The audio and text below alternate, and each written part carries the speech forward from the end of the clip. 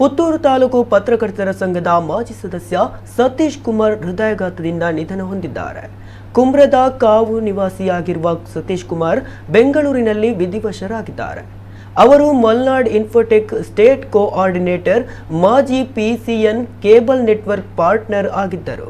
ಮೃತರು ತಾಯಿ ಮಕ್ಕಳಾದ ಅನಿರುದ್ಧ್, ಅನುರಾಗ್ ಮತ್ತು ಅಣ್ಣ ಬೆಂಗಳೂರಿನ ಹೋಟೆಲ್ ಉದ್ಯಮಿ ಹರೀಶ್, ತಮ್ಮ ರಿಪಬ್ಲಿಕ್ ಟಿವಿ ಚಾನೆಲ್ನಲ್ಲಿ ಕಾರ್ಯನಿರ್ವಹಿಸುತ್ತಿರುವ ರಾಜೇಶ್ ಹಾಗೂ ಬಂಧು ಬಳಗವನ್ನು ಅಗಲಿದ್ದಾರೆ.